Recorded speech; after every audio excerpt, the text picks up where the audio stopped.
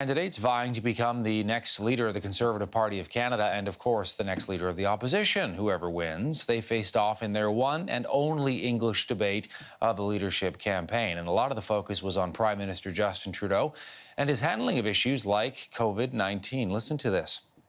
By mid-March, Justin Trudeau and Minister Haiju were still telling people there was nothing to worry about.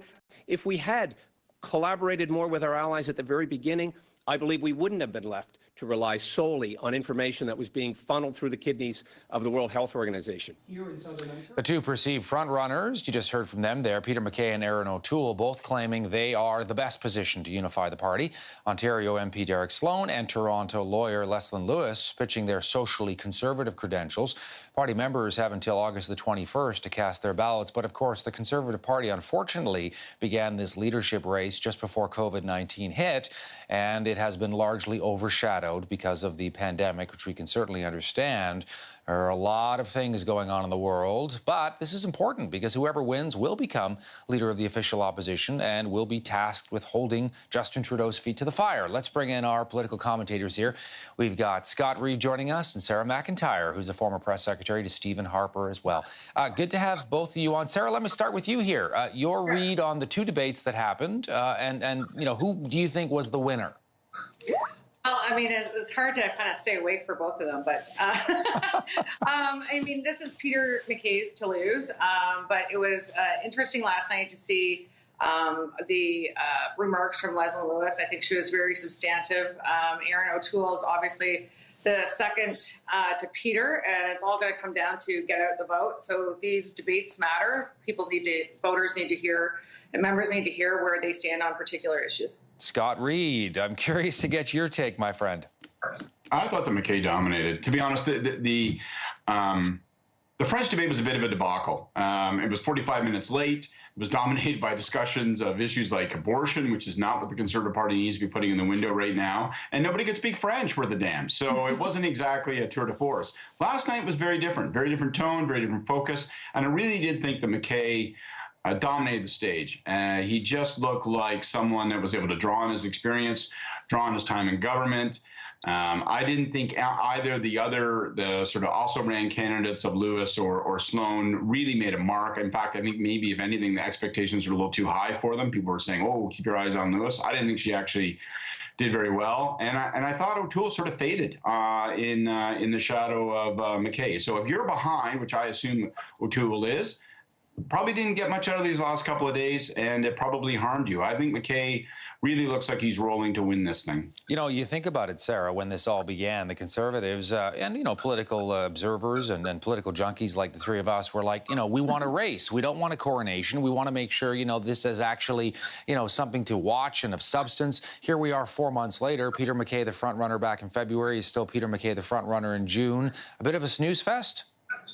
Yeah, I mean, you know, the life of this party and the future of this party is obviously of interest, and you know, been a long time supporter. I worked in the party, and it was disappointing to see a number of the big names not decide to take a run at it, because I mean, really, you're taking a run to be leader, and if you win, you have a very good chance of being prime minister and being a leader of a G7 nation. So. It's a bit disappointing, I think, for the party at large to see that that title still can't garner some big names. But it definitely is Peter's to take. His membership sales are far and above those of Erin. I think what will be interesting is, you know, because it is a preferential ballot, to see where, you know, you're going to see Sloan's votes go to Leslyn Lewis, and all of those that don't want Peter to win will be voting for Erin. So there's still a bit of interest and intrigue still left to play out.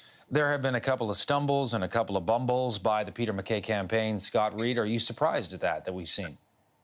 Well, I would go further. I would say that last night was the first night that Peter MacKay looked like a substantive and quality candidate. The campaign has really been quite erratic. Its online presence has been nothing short of ghastly. So, I mean, just bizarre social media presence. And he's had to take back comments and apologize for his social media posting. So it's good for them, I suppose, that it's mostly happened under the eclipse of other events, because if people have been shining a bright light, making judgments, he wouldn't probably like the outcome. But, you know, I'm with Sara. There's still some intrigue. We'll see. It's a preferential ballot. You never know. But the thing that thing that really struck me, and I'm an outsider, obviously, I'm not a Conservative Party member, but the way that MacKay was speaking, he was the only guy on stage who seemed as though he didn't feel like he had to pander to the existing membership base. That suggests to me that either he's naive and he doesn't know his numbers, or he absolutely knows his numbers. He knows he's got it in the bag, and he can start that pivot toward appealing to the broader general public because he thinks this thing is on autopilot. Yeah, Sara, the social media campaign from the MacKay the campaign itself has been, a little bit of a head scratcher at moments, as Scott was talking about. What about, the successor to Stephen Harper? I mean, you worked for the former Prime Minister. Out of these 4 candidates, I mean, who is the heir apparent? I mean, is there one? Well, if you're judging by membership sales, I guess it's Peter. But it's a pretty big shoes to fill for any candidate. But I think in terms of simply name recognition and experience and performance last night, as Scott mentioned, that it certainly seems to be Peter's in line to be the Stephen Harper successor. But there's still a lot that I think Peter has to learn.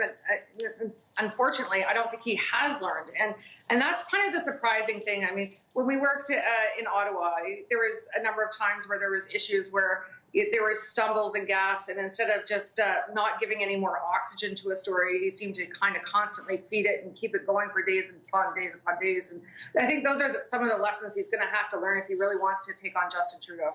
And I wonder, Scott, if you're a social conservative, let's say you live in Alberta or Saskatchewan, you're looking at Peter MacKay, you're saying, gosh, this guy was a progressive conservative, a red Tory, not super comfortable necessarily with what he's going to do. On the other hand, he's potentially a winner. So I wonder whether, they do that trade-off.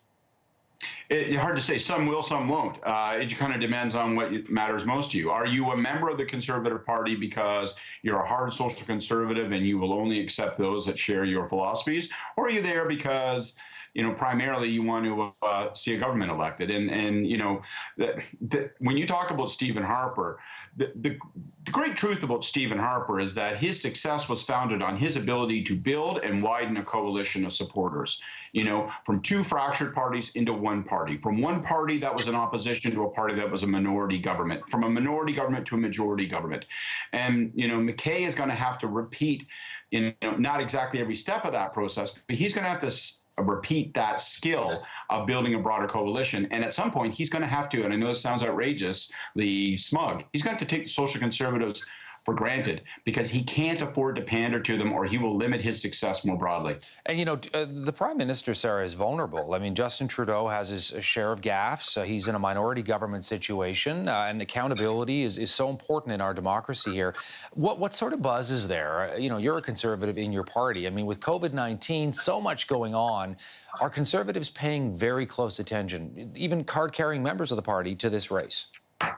Well, I think they know who's running, and they're getting lots of emails and contact from the candidates, of course. But like any contest, within a party or a general election, people really only pay attention the last couple of weeks. But that doesn't mean that they're not making up their minds or thinking about things. So I think right now, a lot of the provincial and municipal and federal government, they're a bit of a honeymoon phase with approval ratings because of all the money that's been rolling at the door for COVID-19. But there will come a time when we have to pay the piper, and people are going to look for accountability, and people are going to look for blame. So I think that whoever wins the leadership is going to be facing a really embattled Justin Trudeau. Who's the candidate that Justin Trudeau is the most worried about, Scott? Well, based on last night, it would be MacKay, because he looked like the most skilled politician, and he looked like someone who had the courage to broaden the coalition, as I said. So, as an example, the scrums afterward were dominated by the question of, do you believe in systemic racism? MacKay didn't really hesitate, said, yes, it is. Here's how it works. This is how I see that issue, how it exists in our institutions, what we generally need to do about it. That's something that if you were tethered to the social conservative minority in your party, you wouldn't have said. So, you look at that and you say, okay, this is a guy who's willing to take steps, take some risks, and build out his coalition. And so I don't think the Liberals want to take him for granted. Scott Reid, Sara MacIntyre, both joining us today. Thanks so much for taking the time. Have a great weekend ahead.